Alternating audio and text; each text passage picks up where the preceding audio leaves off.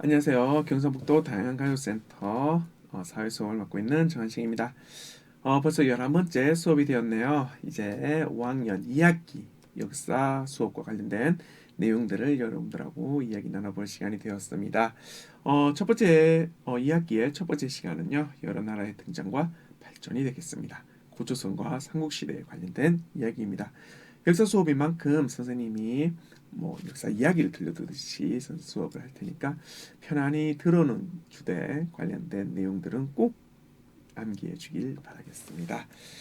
자, 오늘 핵심 단어입니다. 꽤 많죠. 고조선, 고구려, 백제, 신라 등이 있는데요.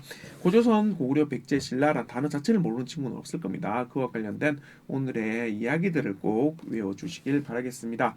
그리고 단군의 고조선 건국 이야기라든지 고조선의 법, 최초의 국가, 그 다음에 비파형 동검, 미성유식 토기, 탁자식, 공인돌, 삼국의 전성기, 통일, 삼국통일, 발해 요까지 핵심적인 내용이 들어가 있는데요.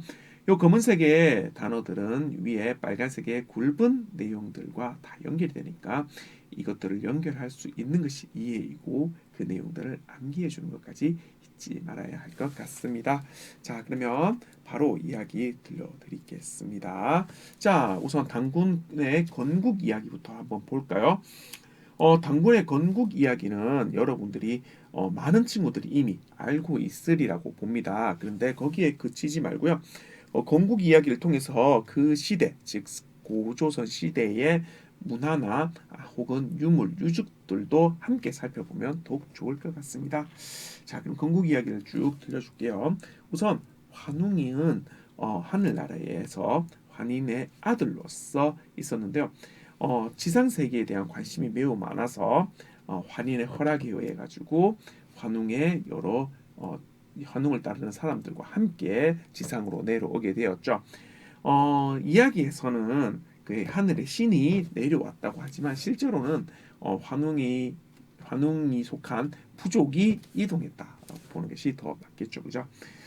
그 다음에 여러 가지 청동기를 써가지고 하늘의 제사를 지내고 신시라는 도시를 만들었다고 되어 있는데요. 여기서 알 수 있는 당시 생활의 모습이라고 한다면 당연히 청동기를 사용했다는 점이겠죠. 청동기를 사용했다는 점이겠죠. 그리고 환웅은 300여 가지의 여러 가지의 일들을 맡아서 하면서 운사, 풍백, 우사 등 자신의 신하들을 통해서 신시를 통치했다고 이야기해서 들려주고 있는데요. 여기서 우리가 알 수 있는 것은 바로 농사의 발달이 되겠죠. 왜냐하면요, 환웅의 그 신하라고 할 수 있는 운사와 우사, 풍백은 모두 우사, 비, 운사, 구름, 그다음에 풍백, 바람이거든요. 이건 전부 다 농사와 관련된 내용들입니다. 실제로 옛날에는 농사를 지을 때 비의 신, 바람의 신, 구름의 신들을 굉장히 중요시 여겼거든요. 그래서 풍백, 우사, 운사 모두 농사와 관련된 거라서 아마 이 당시 농사가 발전했다는 것을 풍백, 운사, 우사라는 신화로 표현하지 않았나 생각하고 있습니다. 자, 그리고 이제 환웅이 신세를 잘 다스리고 있으니까 곰과 호랑이가 와서 인간이 되길 원한다라고 얘기하는 부분이 있어요. 그런데 이거는 부족 간의 연합을 의미한다고 볼 수 있습니다. 즉 신시를 중심으로 곰을 숭배하는 부족과 호랑이를 숭배하는 부족이 서로 연합하자고 제의를 한다는 것이죠, 그죠? 옛날에는 동물들을 신으로 모시는 부족들이 굉장히 많았습니다. 그래서 우리 단군의 건국 이야기에서 나오는 곰과 호랑이는 아마 곰을 숭배하는 부족, 호랑이를 숭배하는 부족으로 보일 수 있지 않을까 생각이 됩니다. 그러자 환웅은 곰과 호랑이한테 쑥과 마늘을 주면서 이것을 먹고 나면 이것을 먹고 100일을 동굴에서 빛을 보지 않고 버티면 인간이 될 수 있겠다라고 얘기를 한다는 장면이 있죠. 이건 아마 문화에 대한 교류와 전수가 되지 않을까 싶습니다. 쑥과 마늘은 아마 환웅 부족에서 먹던 음식이 되겠죠. 부족들끼리 먹는 음식도 다르고 생활 문화도 달랐으니까 환웅이 이들에게 우리 생활에 맞춘다면 너희와 우리가 통합할 수 있을 것이다 이렇게 제안하는 게 아닐까 생각하고 있답니다. 자, 그런데 곰은 쑥과 마늘을 먹으면서 버티는데 호랑이는 쑥과 마늘을 먹으면서 버티지 못하고 나가버리죠, 그죠? 그러니까 이것은 호랑이 부족은 환웅 부족과 연합하지 못했다는 것을 알 수 있습니다. 곰은 쑥과 마늘을 잘 먹고 버틴 결과 21일 만에 웅녀가 된다고 하죠. 웅녀, 호랑이, 곰웅자에 여자 여자라서 곰여자라는 뜻인데요.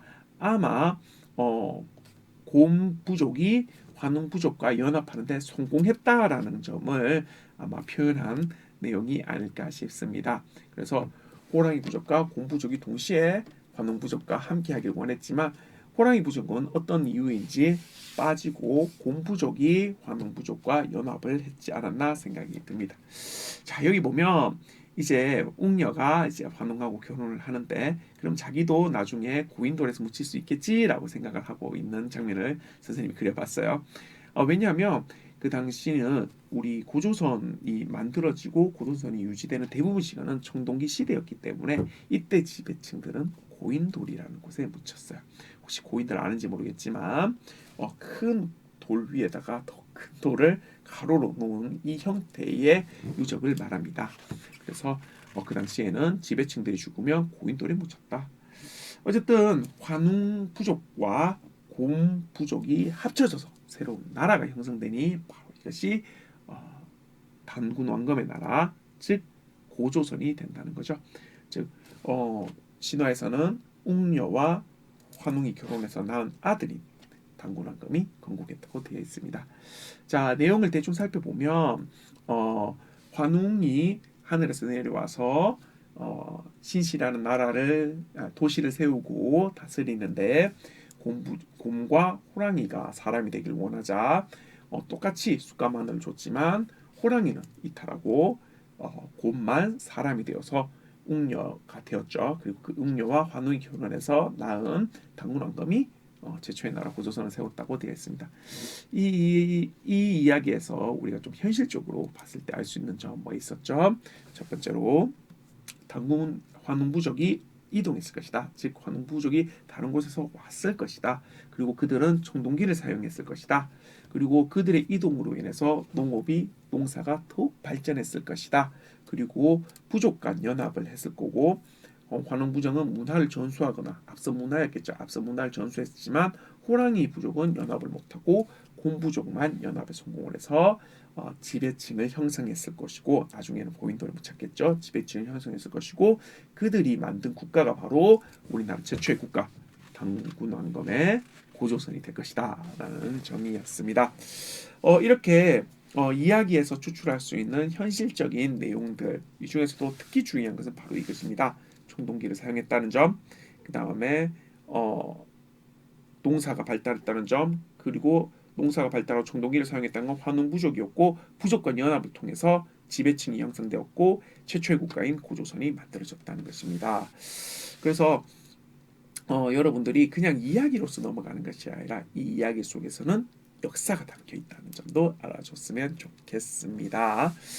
자, 그러면 고조선의 법을 한번 보죠.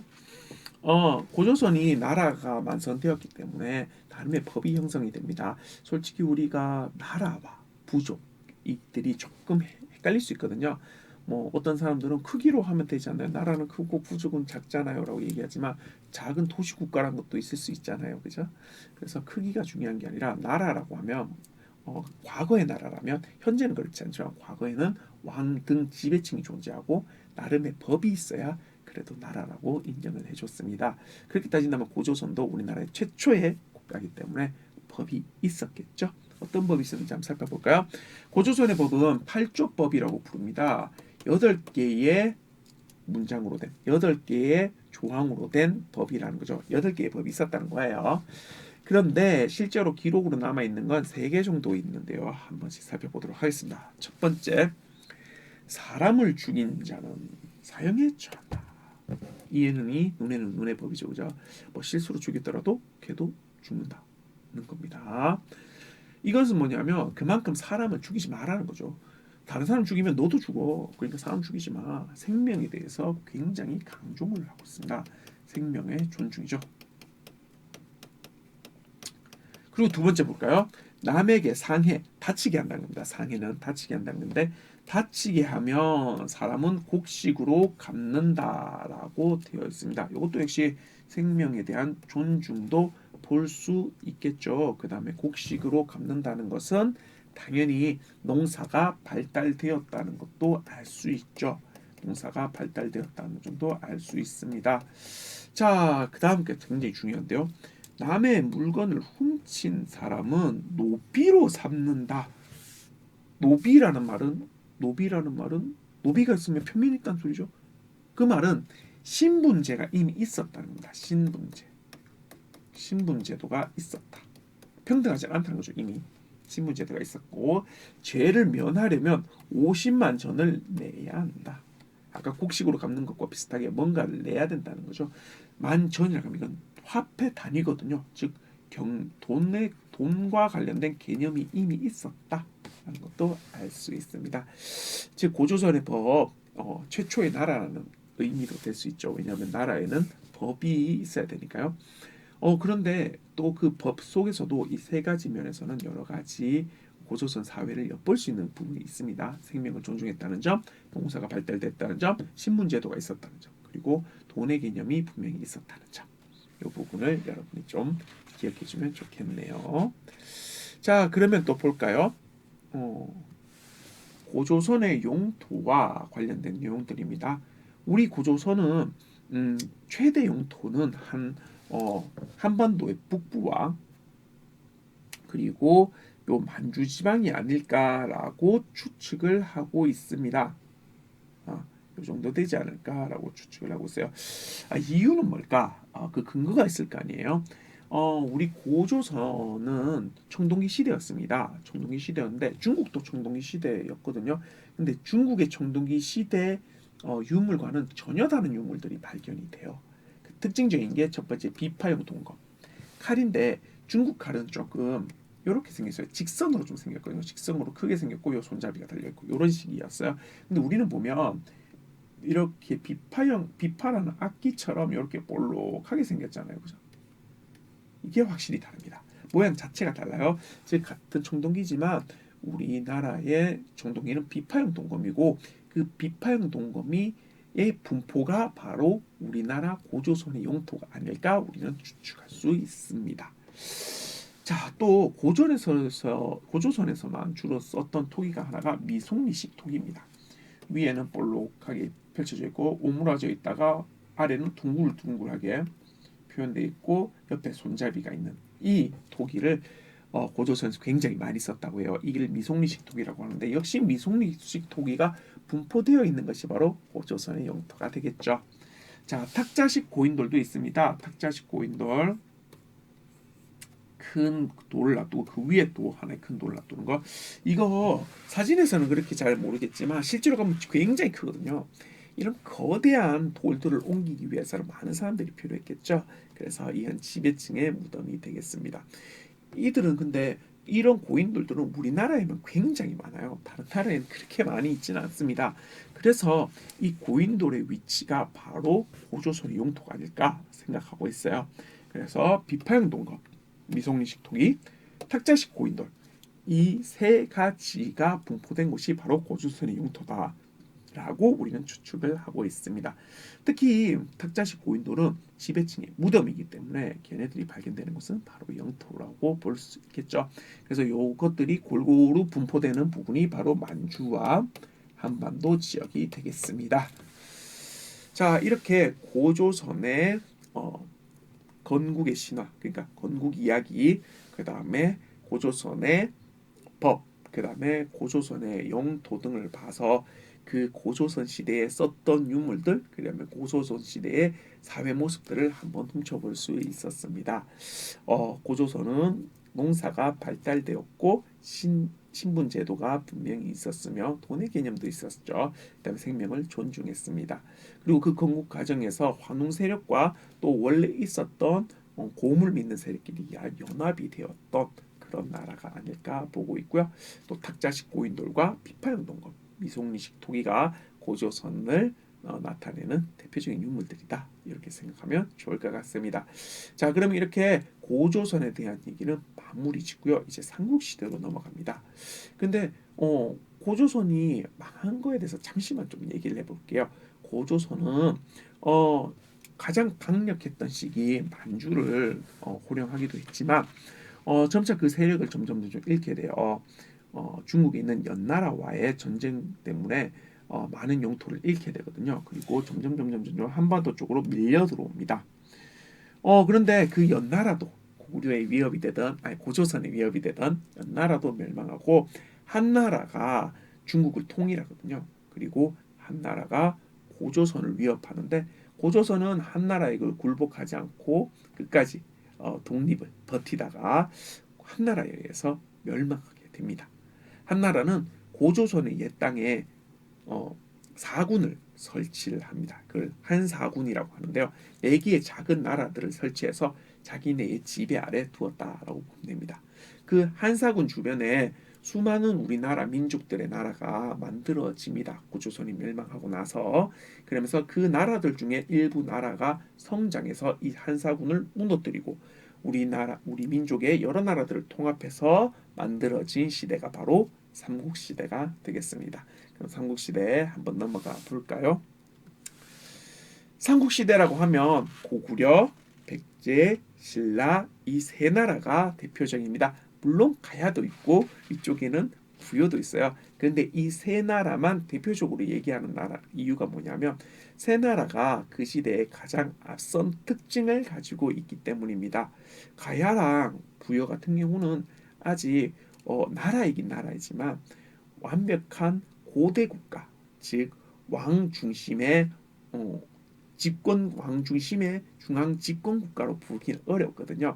특히 가야 같은 경우는 실제로 한 나라가 아니라 여러 나라로 쪼개져 있는 연합이었습니다.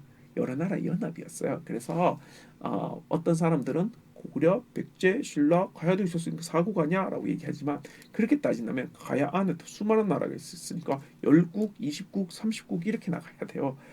그렇기 때문에 가장 중앙 집권의 고대 국가의 특성을 가지고 있는 고구려, 백제, 신라만 대표적으로 얘기해서 이 시대를 삼국시대라고 부릅니다. 근데 실제로는 이 삼국만 있었던 것이 아니라 가야의 여러 나라들과 또 이 삼국이 팽창하기 전에는 가야 말고도 또 수많은 나라들 그리고 위에는 꽤 오랫동안 부여도 있었고요. 이런 수많은 나라들이 있었던 시대이기도 하라는 점 여러분들이 알아줬으면 좋겠습니다. 그러면 요 삼국시대에 대해서는 당연히 고구려, 백제, 신라를 중심으로 얘기할 수밖에 없는데요. 특히 이 고구려, 백제, 신라의 전성기 순으로 선생님이 한번 이야기 드릴까 합니다. 우선 전성기라는 게 뭔지부터 볼게요. 전성기는 그 나라가 강한 때를 말합니다. 제일 잘 싸우고 제일 영토도 크고 제일 번창했을 때를 말해요. 물론 고구려, 백제, 신라 사이에서 상대적으로 말이죠. 그죠?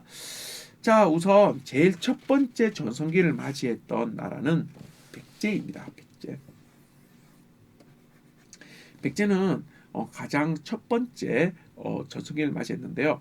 4세기 근초 구왕 때의 전성기를 맞이합니다. 그럼 전성기 얘기하기 전에 백제의 건국부터 한번 얘기해 볼까요? 백제는 온조가 건국했는데요. 온조는 고구려를 세운 동명왕의 아들로 추측이 됩니다. 동명왕의 아들로서 비류와 온조가 있었는데요.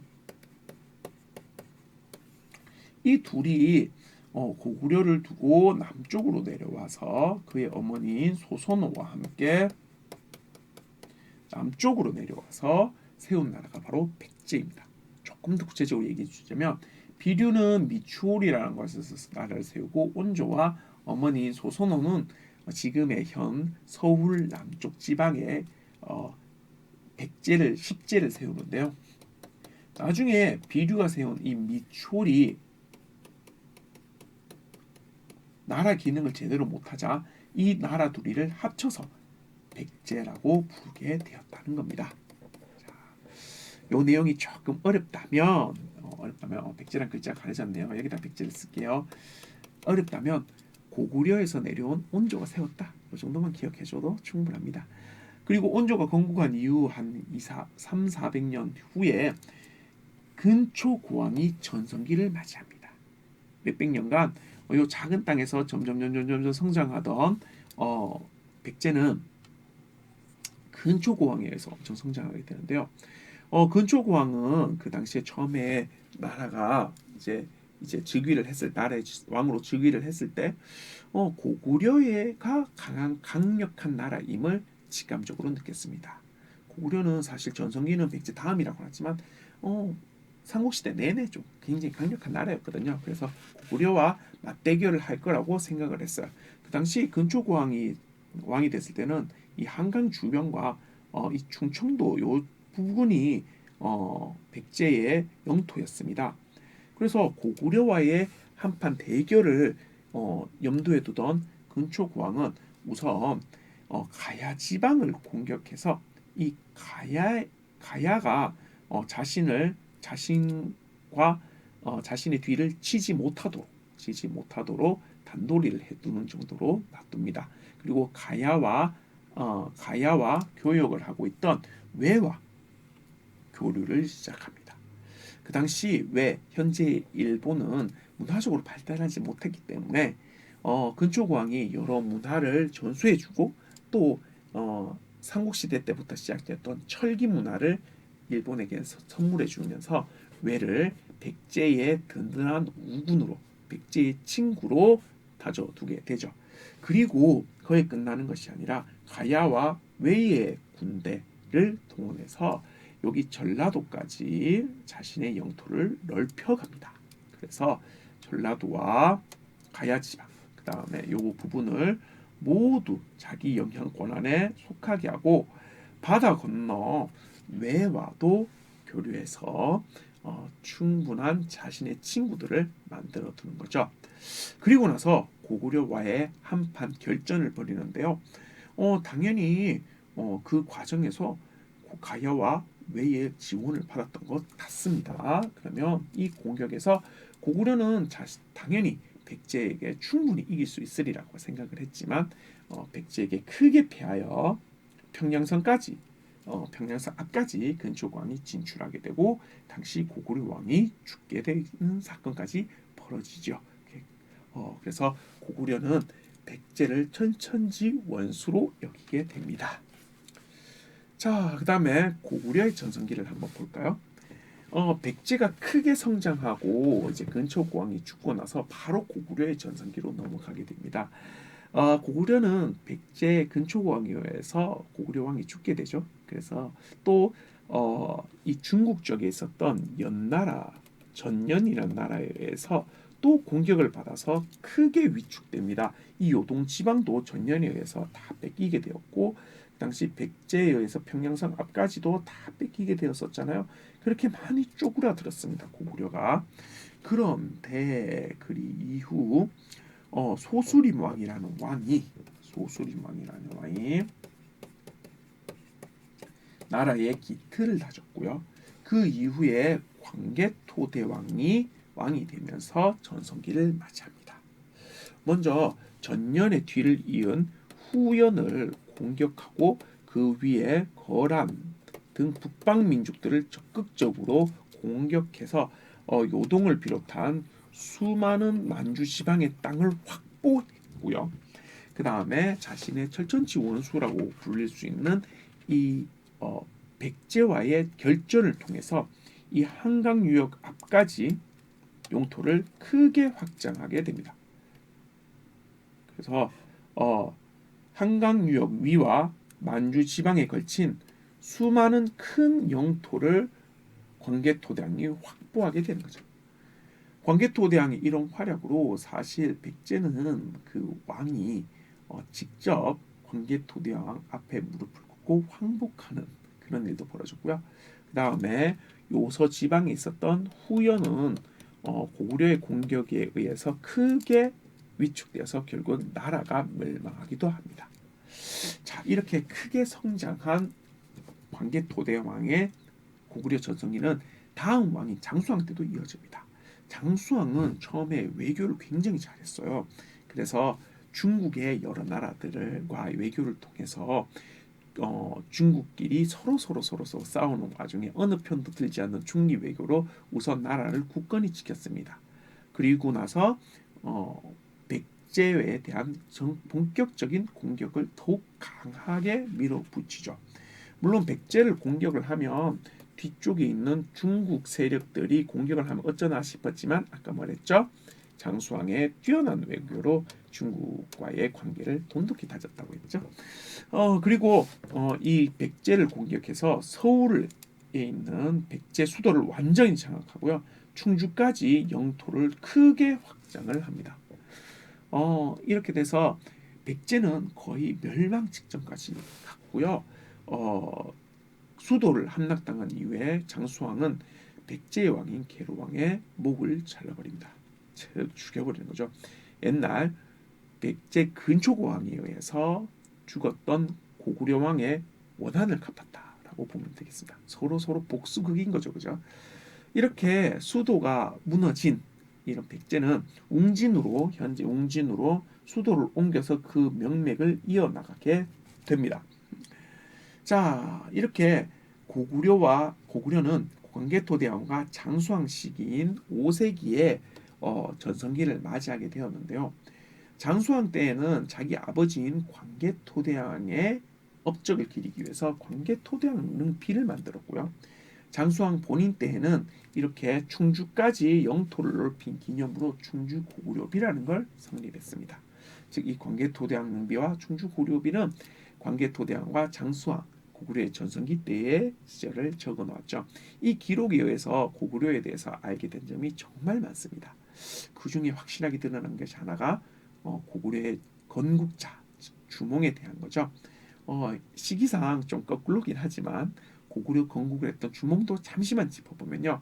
주몽은 원래 고구려 더 북쪽에 있었던 부여라는 나라에 살고 있었는데 자신과 뜻이 맞는 사람들과 내려와서 세운 나라가 바로 고구려가 되겠습니다. 자, 그렇게 해서 주몽이 세우고 광개토대왕과 장수왕에 거쳐서 5세기에 전성기를 맞이한 이 고구려였습니다. 그리고 그 내용들은 충주고구려비와 광개토대왕 능비에 잘 나타나 있다라고 보시면 좋겠습니다. 자, 다음으로 넘어가 볼까요? 이번엔 신라입니다. 신라는 박혁거세가 건국했죠. 박혁거세는 아래서 태어났다고 합니다. 물론 주몽도 그렇고 다들 건국자들이 아래서 많이 태어나네요. 박혁거세가 건국한 이 신라는 사실 발전이 고구려 백제 신라 중에 가장 느렸습니다. 왜냐하면 선진 문물을 받아들일 통로가 없었거든요. 백제는 원래 한강 중심이었기 때문에 여기 한사군이 있었거든요. 한사군의 영향도 많이 받았고요. 또 바다 건너 중국과도 교류를 많이 하면서 우아하고 아름다운 문화를 많이 발전시켰습니다. 고구려 역시도 중국과 접해 있잖아요. 물론 중국과 끊임없이 싸웠던 게 고구려긴 하지만 그 과정에서도 문물 교환은 많았던 것 같습니다. 그래서 고구려와 백제는 빨리 발전을 했죠. 4세기에 백제는 전성기를 이뤘고 고구려는 5세기에 전성기를 이뤘으니까요. 근데 신라는 좀 떨어진 위치 때문에 중국과의 교류도 적었고 그 다음에 고구려에 지이고 백제에 지이고 이러면서 발전이 조금 늦었던 나라는 맞습니다. 하지만 종국에는 이제 삼국 통일을 하는 나라가 되죠. 자, 6세기의 일입니다. 우리 백제와 그 당시 신라는 이렇게 되어 있고 그러니까 조금 쉽게 얘기해서 요 상태일 때 진흥왕이 즉위를 해요. 정말 쪼매났잖아요. 정말 조그만할 수밖에 없죠. 그런데 진흥왕이 진흥왕의 제위가 끝날 때는 이렇게 영토가 넓혀집니다. 원래는 한 요 정도밖에 없었던 영토가 엄청 늘어나죠. 그죠? 어떻게 그렇게 되는지 한번 살펴볼까요? 백제의 그 당시 왕의 이름은 성왕입니다. 성왕. 진흥왕이 즉위했을 때 성왕의 오랜 소원은 무엇이냐? 바로 이 한강에 자신들의 원래 백제의 영토였던, 원래 백제의 시작점이었던 이 한강을 되찾는 것입니다. 그런데 고구려는 워낙 강했기 때문에 혼자서 하기는 힘들었죠. 그래서 백제는 원래 친했던 외 그리고 가야와 연합을 하고요. 그 다음에 신라와도 동맹을 맺은 상태였습니다. 고구려가 강했을 때 이미 백제와 신라는 나제 동맹이라는 동맹을 맺었었거든요. 나제 동맹. 이 동맹을 더욱더 활용해서 백제는 신라와 힘을 합쳐 또 가야와 외의 지원을 받아 여기 위례성 유역까지 함께 공격하기 시작합니다. 그래서 신라와 백제는 드디어 한강 유역까지 영토를 넓히는 데 성공합니다. 근데 연합이면 영토를 나눠야겠죠. 원래 약속은 신라가 요 강원도 쪽 그리고 그 경기도 일부, 그다음 백제는 요 경기도의 일부와 한강 유역을 차지하는 걸로 되어 있었습니다. 이렇게 나누기로 했죠. 그런데 이때 신라의 진흥왕은 백제의 성왕을 배신합니다. 그리고 이 한강을 신라가 차지해버리죠. 그뿐 아니라 고구려의 영토까지 확장을 해서 이 함경남도까지 영토를 넓히는 데 성공합니다. 엄청난 영토 성장이지 않습니까? 영토를 엄청 넓힙니다. 성왕은 가만히 있었겠습니까? 백제의 성왕은 갈갈이 뛰었죠. 그리고 그 신라와의 전면적인 공격을 시작합니다. 그런데 이때 성왕이 패배하고 신라의 군에 의해서 죽어요. 백제는 또 죽습니다. 계로왕은 고구려에 죽고 성왕은 신라에 의해서 죽죠. 그렇게 죽고 나서 이제 진흥왕은 백제와 신라 사이에 있었던 가야까지 점령해봄으로써 신라의 최대 영토를 구가하게 되는 것입니다. 자, 이 내용들은 신라의 순수비에 잘 나타나 있습니다. 황초령의, 마운령의, 서울 북한상의, 창령의 이렇게 순수비 혹은 척경비가 있는데요. 이것들은 왕이 와서 그 자기가 차지했던 영토, 자기가 얻었던 영토를 살펴보는 내용이 담겨 있습니다. 근데 그 비석에는 당연히 여러 기록들이 있겠죠. 그 기록을 통해서 신라 사회를 살펴볼 수 있습니다. 가장 대표적인 순수비가 바로 서울 북한산 신라 진흥왕 순수비가 되겠습니다. 자, 이렇게 신라가 이제 전성기를 맞이한 이후에도 끊임없이 삼국은 싸워요. 그러다가 이제 드디어 삼국 통일 전쟁을 시작합니다. 어떻게? 여기에 있던 중국이 수나라, 당나라 등으로 통일을 하게 됩니다. 전국적으로는 당나라라는 이름으로 중국이 통일하게 되는데요. 이 당나라와 신라가 연합해서 백제를 멸망시키고 고구려를 멸망시키고 삼국을 통일하게 돼요. 그런데 여기서 그게 끝나는 게 아니라 당나라가 고구려도 멸망시키고 백제도 멸망시키다 보니까 신라도 멸망시켜서 이 한반도까지 다 자기 땅에 하고 싶은 거예요. 그래서 신라를 공격했는데 이때 신라와 당나라의 전쟁에서 신라가 승리함에 따라서 신라의 영토가 보존되고 그리고 삼국통일 완성하게 됩니다. 물론 고구려의 저 북방 땅, 그러니까 한반도의 북부와 또 그 만주 땅은 모두 잃게 되는 안타까운 부분도 있지만 그래도 우리 민족이 하나로 통일되었다는 점에서 큰 의의를 지닌다라고 볼 수 있습니다.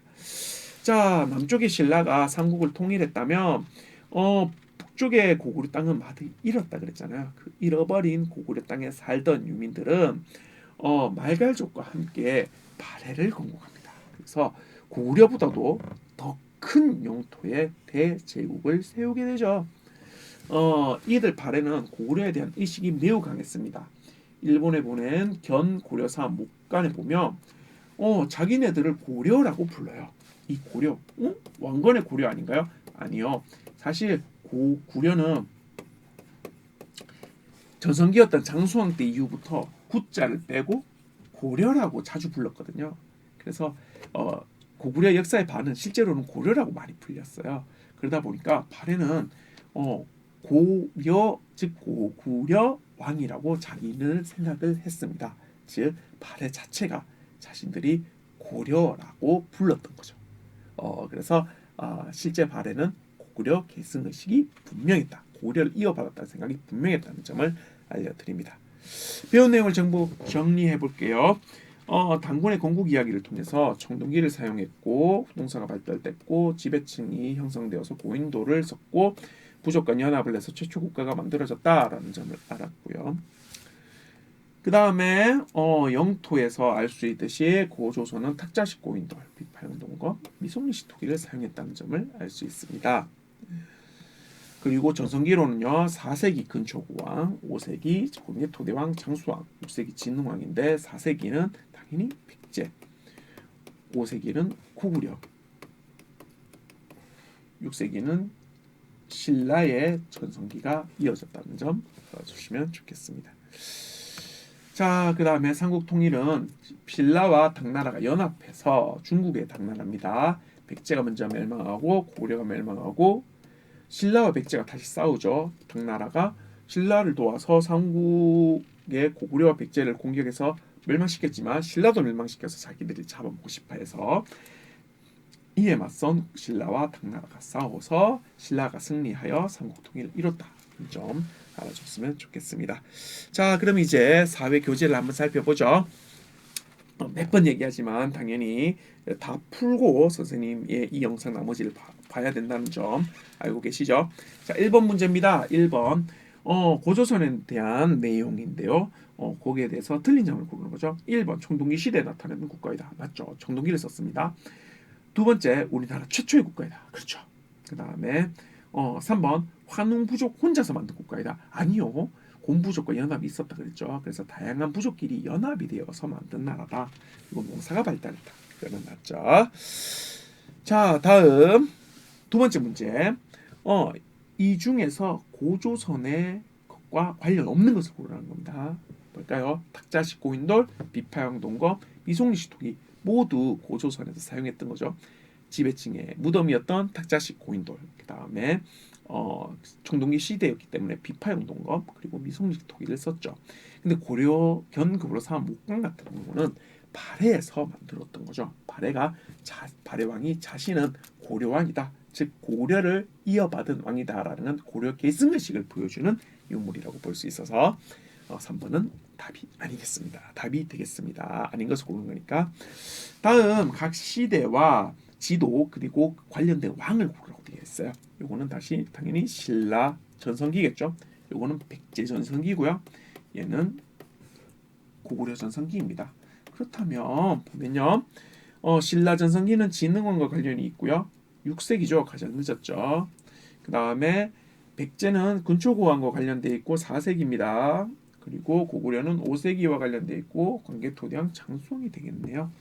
자, 요렇게 정답을 보시면 될 것 같습니다.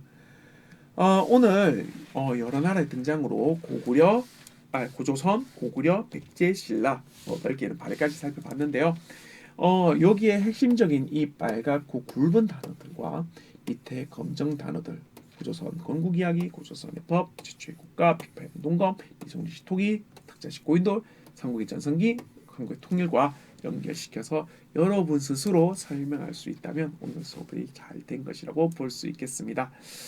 자, 역사 수업은 사실 이해할 것도 많고 안 이해할 것도 많습니다.